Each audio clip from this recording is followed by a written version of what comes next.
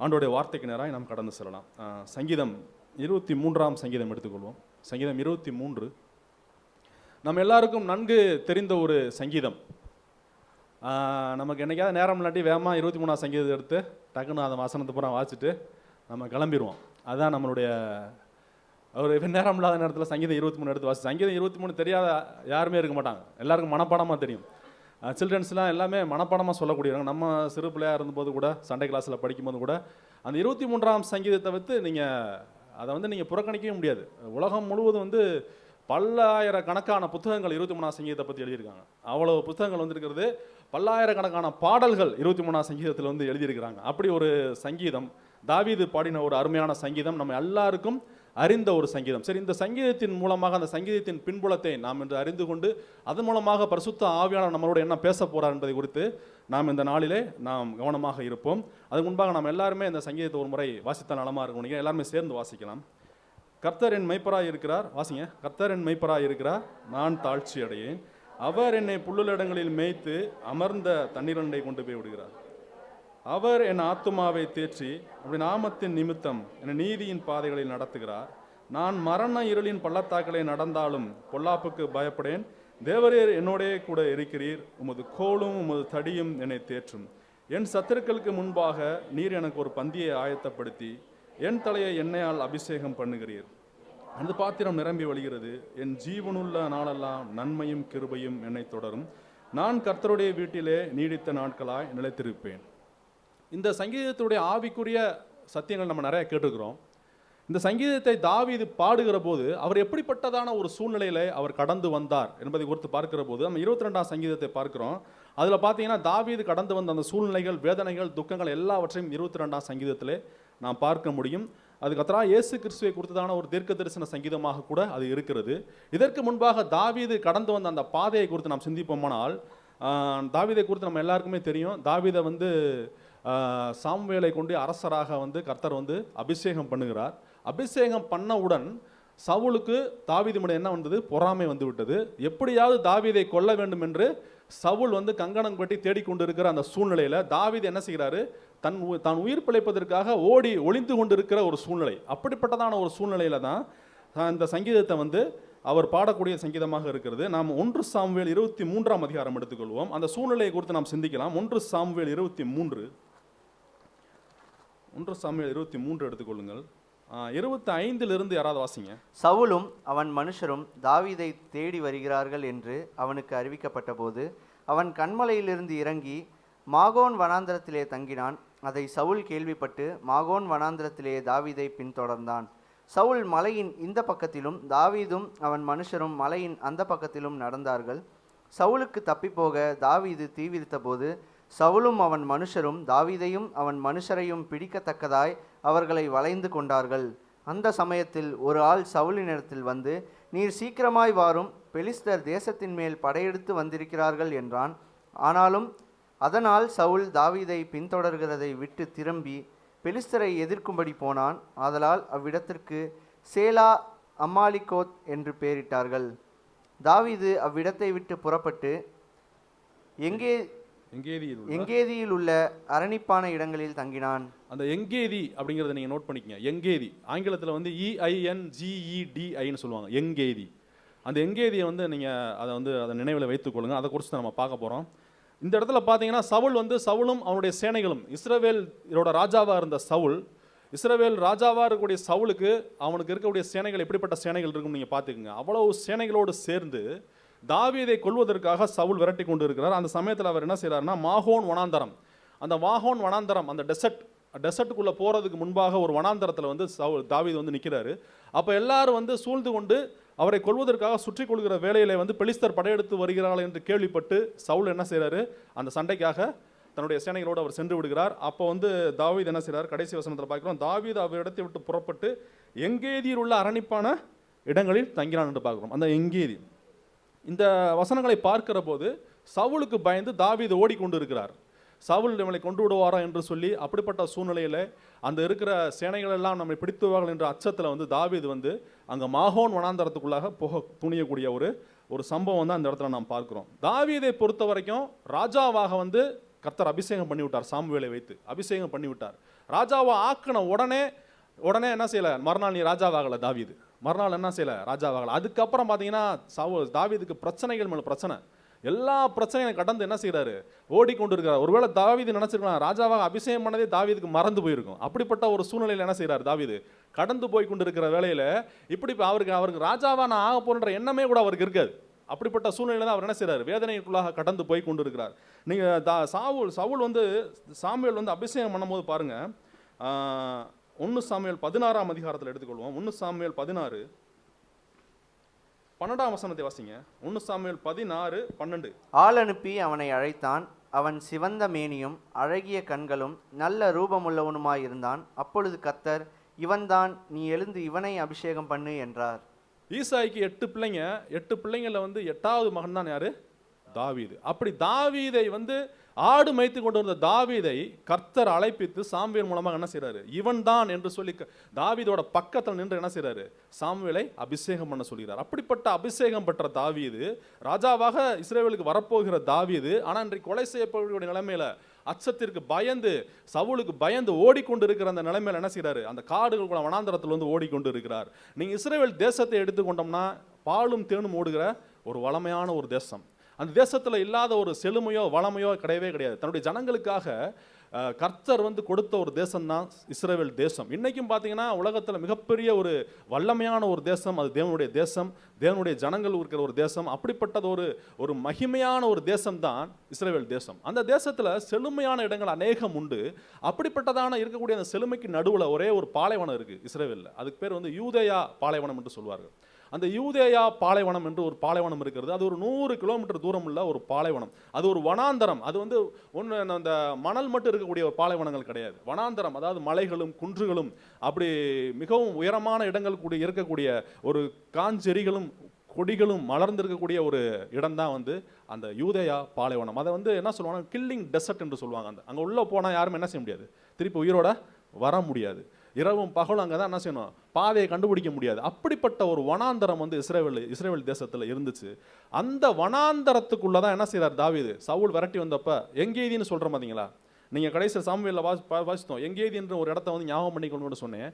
அந்த எங்கேதிக்குள்ளே போய் அவர் தங்கினார்னு ஒரே வசனத்தில் போயிருக்கு. ஆனால் அது யூதேயா பாலைவனத்துக்குள்ளாக தான் போகணும். பாலைவனத்துக்குள்ளாக போனால் தான் அந்த எங்கேதிக்கு போக முடியும். அங்கே ஒரே ஒரு பாலைவன சோலை இருக்கிறது, அதுக்கு பேர் தான் எங்கேதி. நீங்கள் வலைத்தளத்தில் நீங்கள் போய் இணையதளத்தில் தேடி பார்த்தீங்கன்னா நீங்கள் அடிச்சு பாருங்கள், EANGEDன்னு அடிச்சு பாருங்கள் எங்கேதி. அந்த எங்கேதியை நீங்கள் அடித்து பார்த்தீங்கன்னா அங்கே எங்கேதியை வந்து உங்களுக்கு நீங்கள் படமாக பார்க்க முடியும். அங்கே இருக்கக்கூடிய சூழ்நிலையை நீங்கள் பார்க்க முடியும். அங்கே யூதேயா பாலைவனத்தில் இருக்கக்கூடிய மிகப்பெரிதான ஒரு பாலைவன சோலை அப்படின்னு சொல்லுவாங்க, ஓயாசிஸ். பாலைவன சோலைனா பாலைவனத்துக்கு மத்தியில் எங்கேயாவது ஒரு இடத்துல தண்ணி வரும், எங்கேயாவது ஒரு இடத்துல ஒரு சாப்பாடு கிடைக்கும், எங்கேயாவது ஒரு இடத்துல ஒரு மரம் நிழல் இருக்கும். அதுதான் வந்து பாலைவன சோலை அப்படின்னு சொல்லுவாங்க. அதனால் யூதேயா பாலைவனத்தில் இருக்கக்கூடிய ஒரே பாலைவன சோலை அந்த எங்கேதி தான். அந்த எங்கேதி வந்து இன்னைக்கு சுற்றுலாத்தலமாக இருக்கிறது. அப்படிப்பட்ட எங்கேதிக்குள்ளே தான் தாவீது என்ன செய்கிறாரு, போய் இருக்க போகிறார். அதுக்கு முன்பாக அவர் என்ன செய்ய வேணும், 100 கிலோமீட்டர் அந்த பாலைவனத்துக்குள்ளே என்ன செய்யணும், அவர் கடந்து அவர் போக வேணும். பின்னாடி சவுல் விரட்டி கொண்டு வருகிறார். முன்னாடி அவருக்கு என்ன பாதைன்னு தெரியல, அந்த பாலைவனத்துக்குள்ளே தான் போகணும், வேறு வழி இல்லை. அப்படிப்பட்டதான ஒரு சூழ்நிலை அவர் பாலைவனத்துக்குள்ளாக தாவீது என்ன செய்கிறாரு, கடந்து உள்ளே போய்கிட்டு இருக்காரு. அவருடைய இருந்த எல்லா ஜனங்களும் ஓடி போய் விட்டார்கள், யாருமே உடன் இல்லை. தாவீது ஒருவராக அந்த வனாந்தரத்துக்குள்ளாக போக வேண்டிய சூழ்நிலைக்குள்ளாக தள்ளப்பட்டு அந்த வனாந்தரத்துக்குள்ள அவர் போகும்போது தான் அவர் பாடின சங்கீதம் தான் 22ஆம் சங்கீதம். அந்த 22ஆம் சங்கீதத்தை எடுத்துக்கொள்வோம். 1ஆம் வசனத்தை வாசிங்க. என் தேவனே, என் தேவனே, ஏன் என்னை கைவிட்டீர்? எனக்கு உதவி செய்யாமலும் நான் கதறி சொல்லும் வார்த்தைகளை கேளாமலும் ஏன் தூரமாயிருக்கிறீர்? 2ஆம் வசனம் கூட வாசிங்க.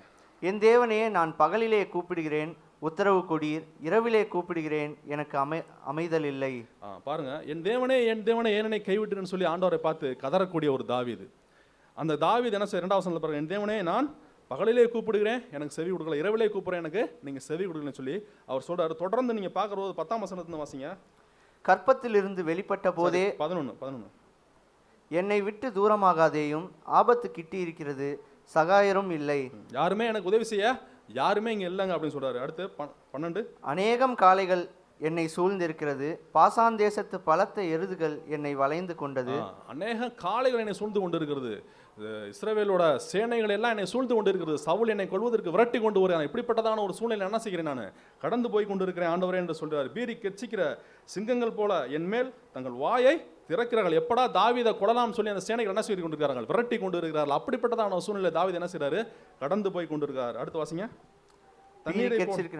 தண்ணீரை போல ஊற்றுண்டேன், என் எலும்புகள் எல்லாம் கட்டிவிட்டது, என் இருதயம் மெழுகு போலாகி என் குடல்களின் நடுவே உருகிற்று, என் பெலன் ஓட்டை போல் காய்ந்தது, என் நாவு மேல்வாயோட ஒட்டி கொண்டது, என்னை மரணத்தூளிலே போடுகிறீர். அங்க ஒரு தண்ணி குடிக்கிறதுக்கு என்ன இல்லை, குடிக்கிறதுக்கு ஒரு தண்ணி கூட கிடையாது, சாப்பிடுவதற்கு ஒரு உணவு கூட கிடையாது, அந்த வனாந்தரத்தில் எதுவுமே கிடையாது, ஒதுங்கிறதுக்கு ஒரு இடம் கிடையாது. அதில் கடந்து போய்கிட்டு இருக்கிறேன் ஆண்டவரை, இத்தனையான பிரச்சனைகள் மத்தியில் நான் உள்ளே போய்கிட்டு இருக்கேன், நீங்கள் என்னுடைய ஜெபத்தை கேட்க மாட்டீங்கன்னு சொல்லி கதறுகிற ஒரு தாவீது அந்த இடத்துல பார்க்கிறோம்.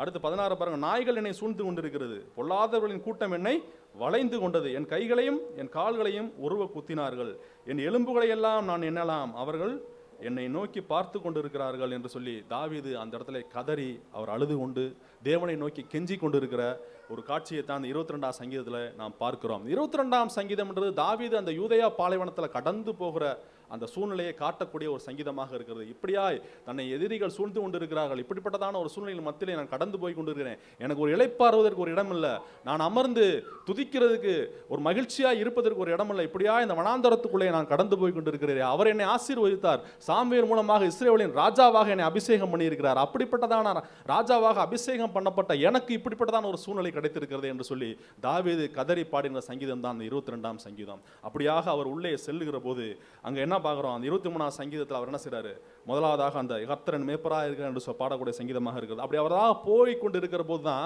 அந்த 60 கிலோமீட்டர் அந்த யூதேய பாலைவனத்தில் போனவொன்னே இடையில எங்கேதி என்று சொல்லக்கூடிய அந்த இடம் இருக்கிறது. அந்த எங்கேதியை பற்றி நாம் சங்கீதத்தில் இது ஒரு சில வசனங்களை நாம் வாசிக்கலாம். அந்த எங்கேதி எப்படிப்பட்டதான ஒரு இடம் என்பதை குறித்து நாம் வாசிக்கலாம். உன்னத பாட்டு 1ஆம் அதிகாரம் எடுத்துக்கொள்ளுங்க. உன்னத பாட்டு 1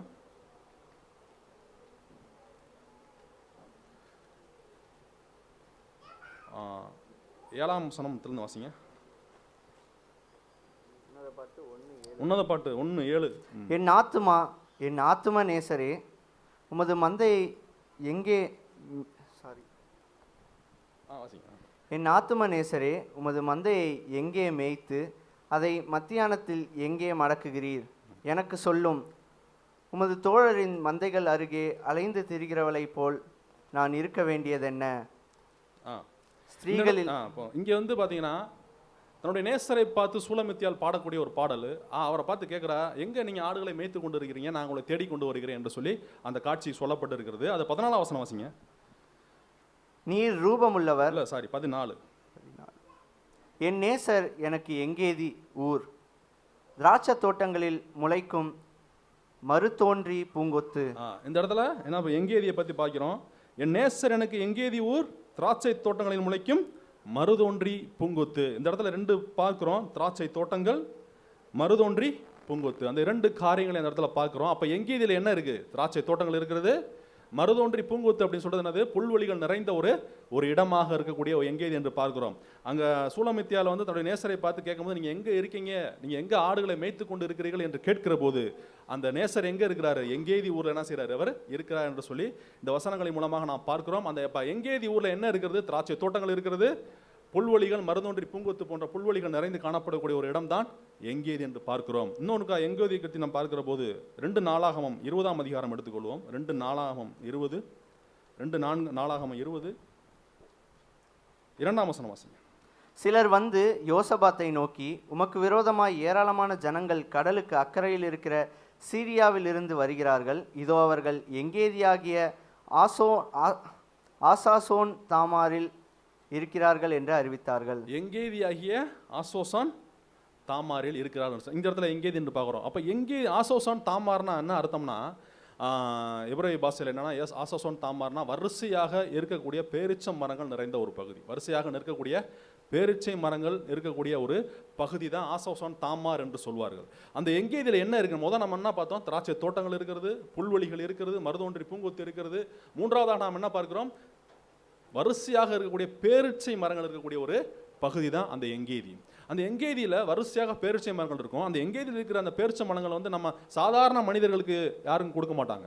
அது வந்து ராஜாக்களுடைய பந்தியில் வைக்கக்கூடிய பேரிச்சம் மரங்கள் இருக்கக்கூடிய ஒரு இடம் தான் வந்து அந்த எங்கேதியில் இருக்கிற வரிசையாக இருக்கக்கூடிய பேரிச்ச மரங்கள்.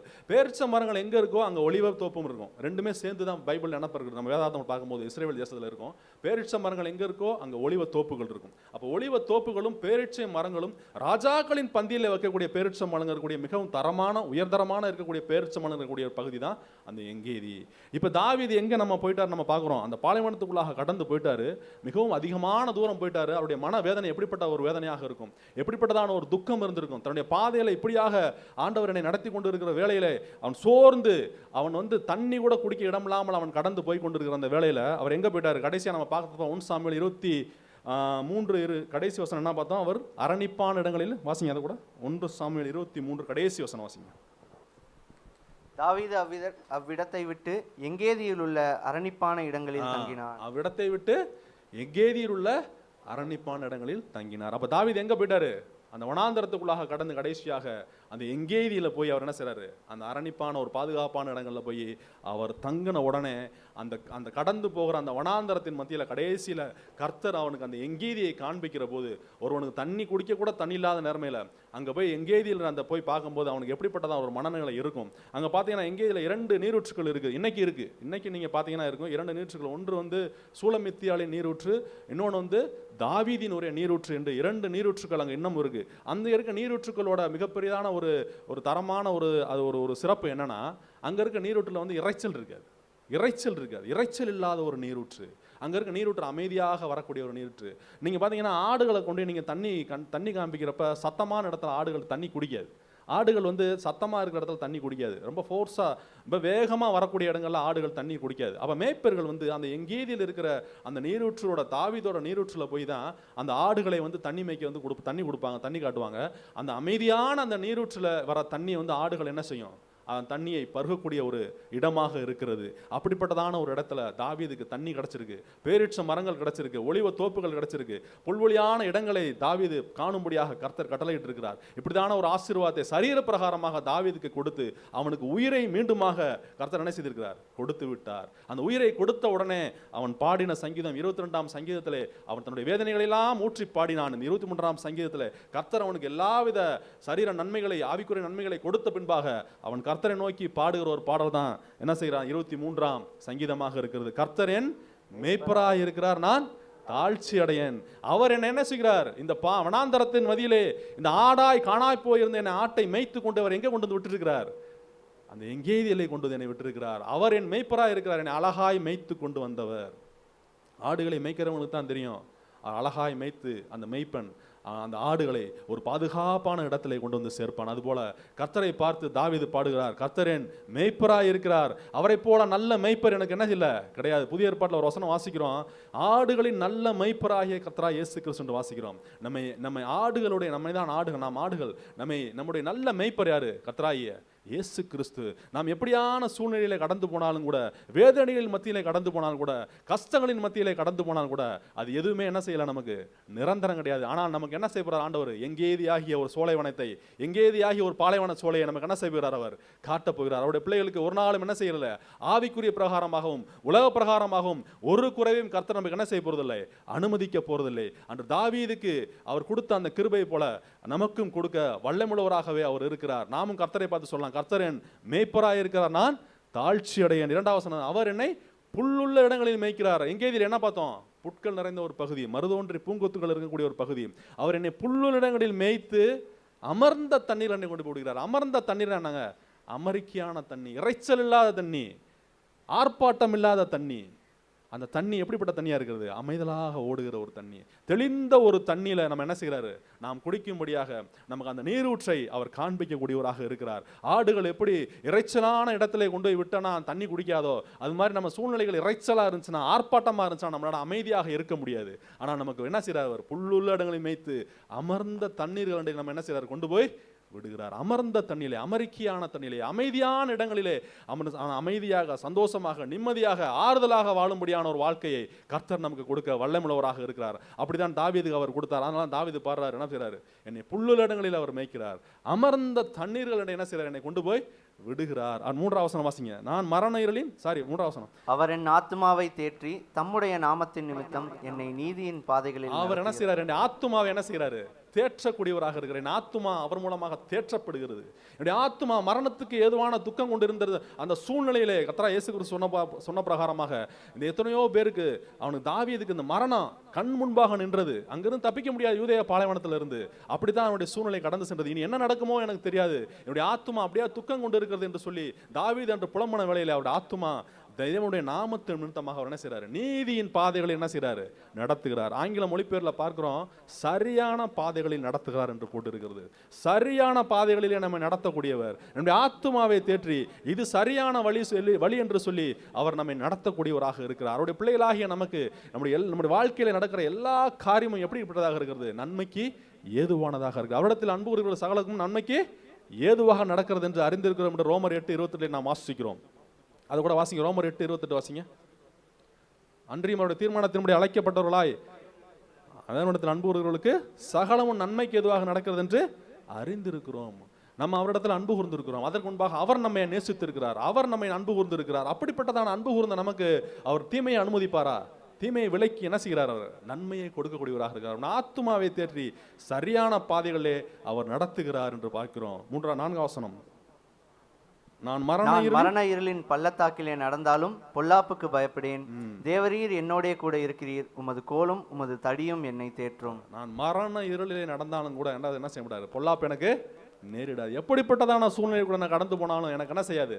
பொல்லாப்பு நேரிடாது. ஏனால் அந்த இடத்துல தேவரீர் என்னோட கூட இருக்கிறார் என்று போட்டிருக்குது. ஆனா இடையில ஆங்கில மொழிபெயர்ல பார்க்கிறோம், ஏனெனில் அப்படின்ற ஒரு வார்த்தை என்ன செய்யணும் அந்த இடத்துல செய்யணும். ஏனெனில், ஏன்னா தேவன் என்னோட இருக்கிறார், தேவன் என்னோடு இருக்கிறார். மரண இருளில் போனாலும் பொல்லாப்பு என்ன செய்யாது?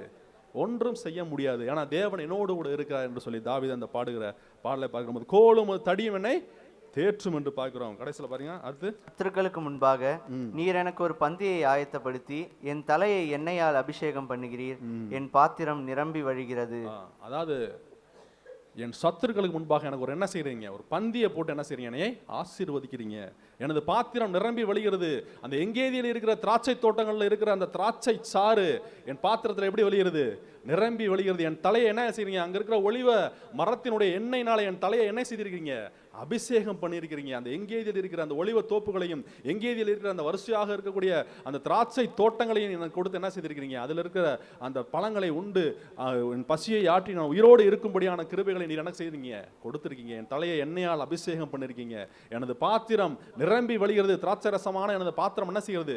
நிரம்பி வழிகிறது என்று சொல்லி தாவீது தேவனை நோக்கி பாடக்கூடிய, அவருடைய தன்மையை நோக்கி பாடக்கூடிய ஒரு சங்கீதமாக அந்த அருமையான சங்கீதம் இருக்கிறது. அடுத்து வாசிங்க. என் ஜீவனுள்ள நாளெல்லாம் நன்மையும் கிருபையும் என்னை தொடரும், நான் கர்த்தருடைய வீட்டிலே நீடித்த நாட்களாய் நிலைத்திருப்பேன். என் ஜீவனுள்ள நாளெல்லாம் எனக்கு என்ன செய்ய போகிறது? நன்மையும் கிருபையும் என்னை தொடரப் போகிறது என்று சொல்லி தாவீது அப்படியாய் அன்று தேவனை புகழ்ந்து பாடக்கூடிய ஒரு தாவீது பார்க்கிறோம். அப்படிப்பட்டதான ஒரு சங்கீதம் தான் இந்த சங்கீதத்தை தாவீது மூலமாக தாவீது அந்த இடத்துல கர்த்தர் மூலமாக பாடக்கூடிய ஒரு சங்கீதமாக தாவீது அந்த இடத்துல பாடினான் நாம் வாசிக்கிறோம்.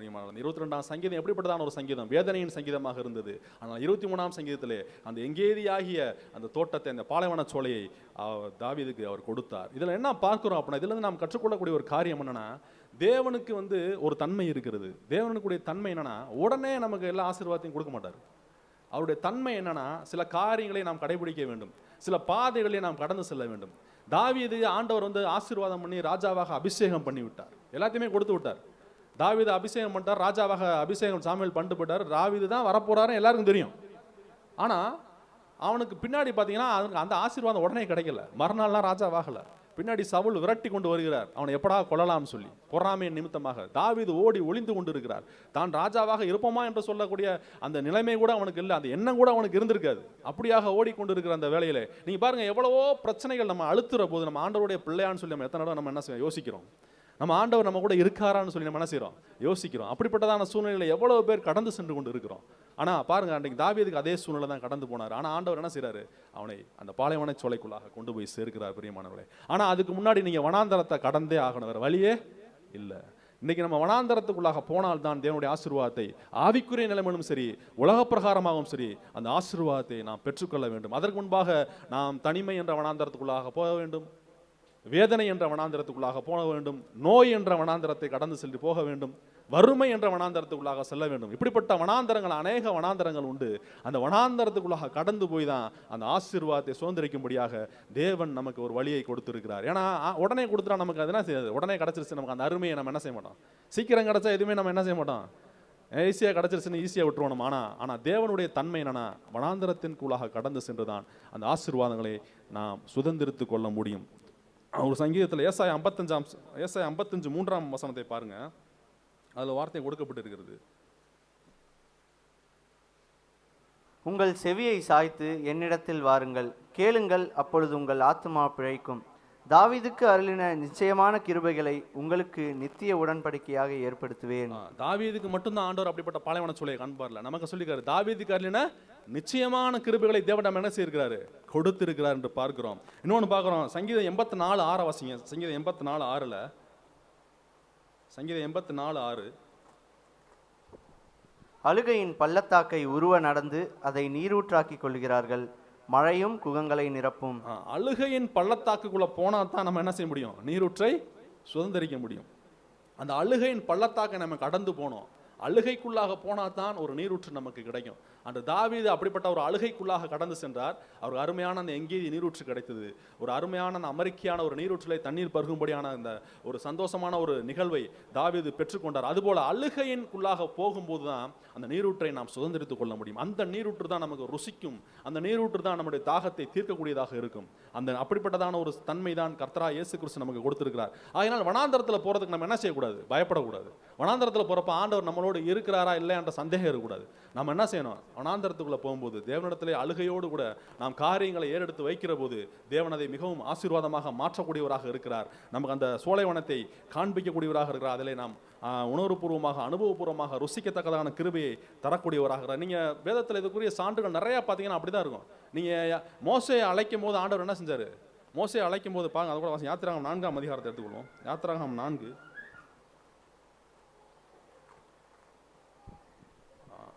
10ஆம் வசனம் வாசிங்க. அப்பொழுது மோசே கர்த்தரை நோக்கி, ஆண்டவரே, இதற்கு முன்னாவது தேவரீர் உமது அடியானோடே பேசினதற்கு பின்னாவது நான் வாக்கு வல்லவன் அல்ல, நான் திக்குவாயும் மந்தனாவும் உள்ளவன் என்றான். மோசே ஆண்டவர் அழைக்கிறாரு, நீ என்ன செய்யணும், இஸ்ரவேல் ஜனங்களை மீட்டு கொண்டு வரணும்னு சொல்லி மோசே ஆண்டவர் அழைக்கிறாரு. மோசே அழைச்சோடனே மோசேக்கு என்ன, ஏற்கனவே அங்கே ஒரு எகிப்தில் ஒரு கொலையை பண்ணிட்டு தப்பித்து ஓடி வந்திருக்கிற மோசே, மீதியான் தேசத்தில் 40 வருடமா ஆடு மேய்த்து கொண்டிருந்த ஒரு மோசே, அப்படிப்பட்டதான ஒரு மோசே ஆண்டவர் அழைக்கிறாரு.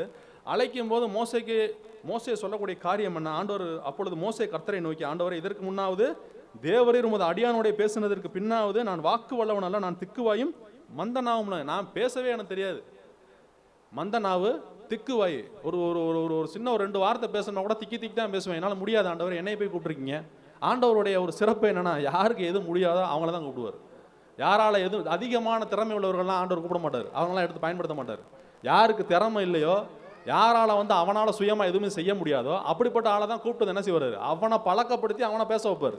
அதுதான் ஆண்டவருடைய ஒரு தன்மை. நீங்க ரசிக்கப்பட்ட தன்மையை நீங்க குருதியில் வாசிக்கும் போது பார்த்தீங்கன்னா, அவர் பெரிய ஞானவான்களை ரசிக்கல, பைத்தியமானவங்களை தான் என்ன செய்யறாரு, ரசிக்கிறாரு. பலவான்களை ரசிக்க விட பலவீனர்களை தான் ரசிக்கிறார். உலகத்தில் உள்ளவைகளை அல்ல, இல்லாதவைகளையும் அவமானங்களையும் சகித்தவர்களை தான் என்ன செய்யறாரு, இழிவானவர்களையும் தான் ஆண்டவர் என்ன செய்யறாரு, தூக்கி எடுத்து ரசிக்கிறார். ஆண்டவருடைய தன்மையை பார்த்தீங்கன்னா, அவர் ஒருத்தனை எடுத்து அவன் ஒன்றுக்கும் ஆகாதவனா இருக்கணும், அவனை எடுத்து அவனை பழக்கப்படுத்தி அவனை பலப்படுத்தி திடப்படுத்தி அவனை பெரிய ஆளாக்குவார். ஏன்னா அப்பதான் ஆண்டவருடைய நாம என்ன செய்யும், அந்த இடத்துல மகிமைப்படும். இல்லாட்டி அவனுக்கு எல்லாமே இருக்கே, அறிவானவன் பலமானவன் எல்லாமே இருந்துச்சு, அவனை கூப்பிட்டு அவன் நான் தான் பண்ணிடுவான்ல, அப்ப அவன் தானே, அப்ப அவனுடைய நாம மகிமைப்படும். ஆனா ஆண்டவர் அவருடைய மகிமையை ஒருவருக்கும் கொடுக்க மாட்டார். அவர் யார் பலவினர்களோ அவனை தான் எடுத்து பேசுவார். மோசைக்கு பேச முடியாது, திக்குவாய் மந்தனாவும் இருக்கின்றாரு, அந்த மொழி சரியா தெரியாது. அப்படிப்பட்டதான் நிலைமை இருக்கிற மோசையை ஆண்டவர் அழைத்து என்ன செய்யறாரு, நீ போ அப்படிங்கிறாரு. ஏன்னா அந்த இடத்துல ஆண்டவருடைய நாமம் மகிமைப்படும். அடுத்த 11ஆம் வசனம் வாசிங்க. அப்பொழுது கர்த்தர் அவனை நோக்கி, மனுஷனுக்கும் வாயை உண்டாக்கினவன் யார், ஊமையனையும் செவிடனையும் பார்வையுள்ளவனையும் குருடனையும் உண்டாக்கினவன் யார், கர்த்தராகிய நான் அல்லவா. அப்போ ஆண்டவர் என்ன சொல்றாரு, மனுஷனுக்கு வாயை கொடுத்தது யாரு, பேசுறதுக்கு நான் தானேப்பா கொடுத்தேன், பேசுறதுக்கு வாயை கொடுத்தது நான் தானே உன்னை பேச வைக்க போறேன், நீ வா, நோ வேலை என்ன, நீ வா, அவ்வளவுதான். நீ என்ன செய்யணும், அவர் கூப்பிட்டா 2 ஸ்டெப் இறங்கி முன்னாடி வரணும், 2 ஸ்டெப் இறங்கி முன்னாடி வர்றப்ப மிச்சதை அவர் பார்த்துக்குருவார். அதுதான் அவருடைய தன்மை. நீ வா, நீ உன்னை கூப்பிட்டா வந்துடணும், ஊழியத்துக்கு கூப்பிட்றோம், எத்தனையோ ஊழியக்காரங்க ஆண்டவர் கூப்பிட்டான்னு சொல்லி வராங்க. அவங்க சூழ்நிலையை பார்த்தாங்கன்னா வர முடியுமா ஊழியத்துக்கு? அவங்களுடைய பேக்ரவுண்டை பார்த்தா வர முடியுமா ஊழியத்துக்கு? வர முடியாது. ஆனாலும் அவங்க என்ன செய்கிறாங்க, ஆண்டவர் கூப்பிட்டாருன்னு சொல்லி இறங்கி 2 எடுத்து வைக்கும் போது மிச்சம் எல்லாத்தையும் அவர் என்ன செய்யக்கூடாது, அவர் பார்த்து கொள்ளக்கூடியவராக இருக்கிறார். ஆண்டவர் நம்மகிட்ட விரும்புகிறது, நம்மகிட்ட ஒரு காரியத்தை சொல்லுகிற போது அதை நம்ம உடனே இறங்கி வந்து செய்யறதுக்கு ரெடியாக இருக்கும். அது செய்யும் போது ஆண்டவர் மிச்சம் எல்லாத்தையும் பார்த்துக்குவார். மோசே வந்ததுக்கப்புறம் என்ன செஞ்சார்? மோசே அவ்வளோ பேர் பல லட்சம் பேரை வழிநடத்தும்படியான ஒரு தலைவனை ஆண்டவர் என்ன செய்கிறாரு, அந்த இடத்துல உருவாக்கி இருக்காரு. ஆனால் மோசேக்கு இருந்த தன்மை என்ன? மந்தனாவும் திக்குவாயும் உள்ளவராக இருந்தார். அவனை எடுத்து கர்த்தர் பயன்படுத்தி பல லட்சம் மதிப்புள்ள ஜனங்களை வழிநடத்தும்படியான ஒரு தலைவனாக மோசேயை அவன் இடத்துல என்ன செய்றாரு, மாற்றினார்.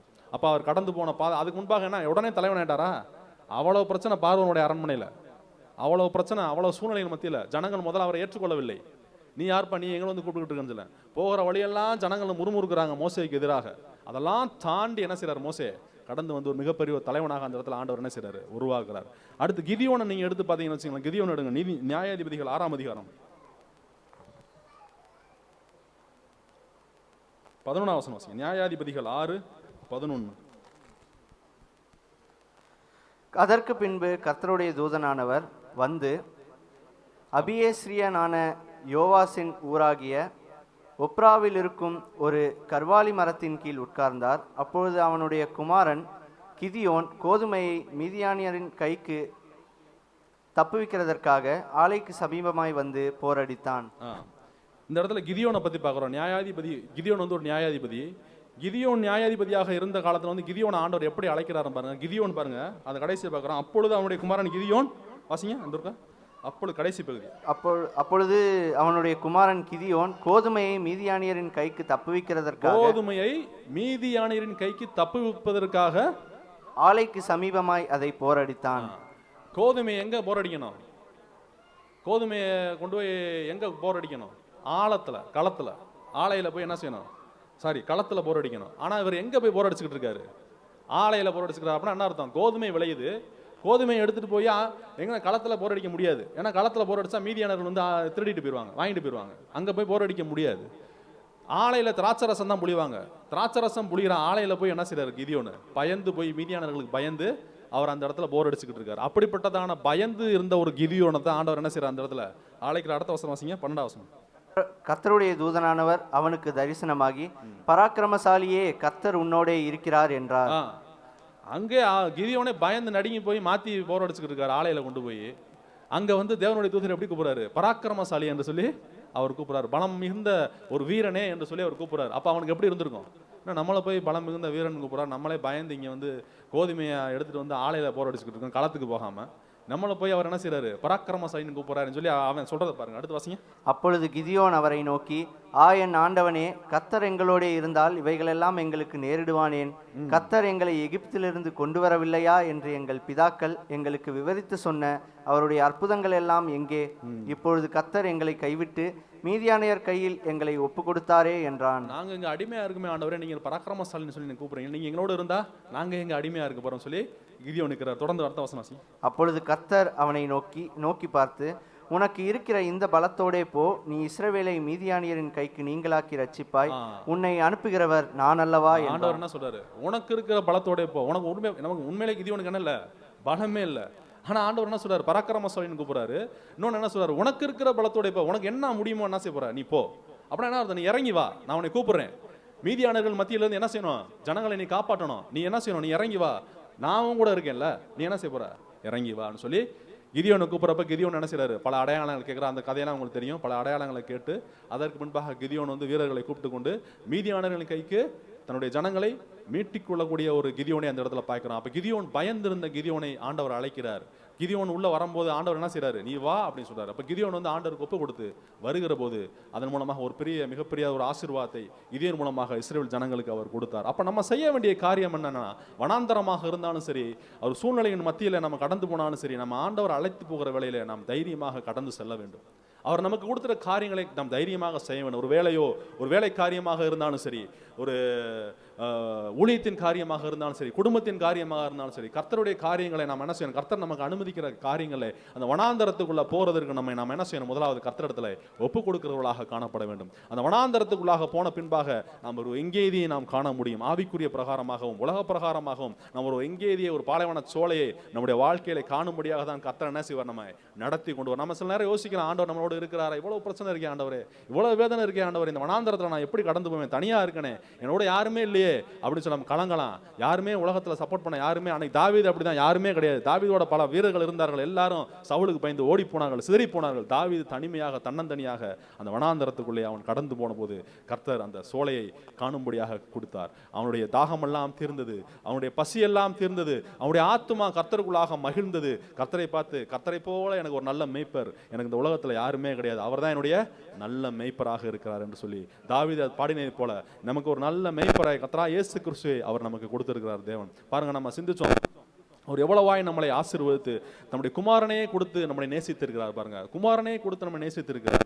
அவர் மற்ற எல்லாவற்றையும் கொடுக்காமல் இருப்பாரோ? அவருடைய குமாரன் அவருடைய தம்மை தாமே தாழ்மையின் ரூபமா எடுத்து இந்த உலகத்திலே வந்து அவருடைய ரத்தத்தை சிந்தி நம்மை மீட்டு கொண்டு நம்ம நீதிமானாக பரிசுத்தமானாக மாற்றி அப்பா பிதாவே என்று அழைக்கும் அந்த புத்திர சுவிகாரத்தை கொடுத்திருக்கிறார். அப்பாட்ட போய் நம்ம போய் பயந்து இருக்க முடியுமா? பயந்து கேட்போமா அப்பாட்ட நம்ம எப்படி? பிள்ளைங்க வந்து அப்பாட்ட எவ்வளவு ஆர்வமா எவ்வளவு சந்தோஷமா கேட்பாங்க. அப்பாட்ட கேட்டா உறுதியா நமக்கு கிடைக்கும். அப்பா பிதாவேன்னு கூப்பிடுகிற பாக்கியத்தை கொடுக்கிறார். அன்று இஸ்ரவேல் ஜனங்களுக்கு கூட என் ஜனங்கள் தான் அவர் சொன்னாரு.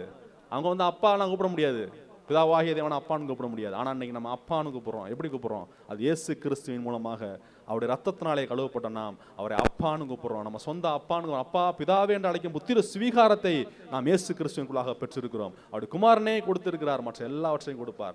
ஆகையினால நாம் கடந்து போகிற பாதைகளை குறித்து நாம் ஒரு நாளும் என்ன செய்ய தேவையில்லை, கலங்க தேவையில்லை, வருந்த தேவையில்லை. அது வனாந்தரமாக இருந்தாலும், அது செழிப்பான தேசமாக, செழிப்பான வாழ்க்கையாக, ஒரு ஆவிக்குரிய நிலைமையிலே, ஒரு உலக பிரகார நிலைமையிலே அது மாறக்கூடியதாக இருக்கும். நாம் என்ன செய்யணும்? தொடர்ந்து அந்த பாதையிலே கடந்து செல்வோம். நாம் கடந்து போய்கிட்டே இருக்கும்போது ஒரு இடத்துல நாம் பாலைவன சோலையை நாம் சந்திப்போம். அந்த சோலையை காணும்படியாக கர்த்தர் நமக்கு உதவி செய்கிறார். தாவீதுக்கான நிச்சயமான கிருபைகளை தேவன் நமக்கு கண்டிப்பாக கொடுப்பார். தாவீதின் தேவன் நம்முடைய தேவனாக இருக்கிறார். அப்படிப்பட்ட தேவனை நாம் பெற்றிருக்கிறோம். அப்படிப்பட்டதான ஒரு ஆசீர்வாதத்தை நாம் பெற்றிருக்கிறோம். அவருடைய நாமத்தின் மூலமாக நாம் அவரிடத்தில் கேட்கிற போது எல்லா விதமான ஆளுகையை நாம் பெற்றுக்கொள்கிறோம் என்று வசனம் சொல்கிறது.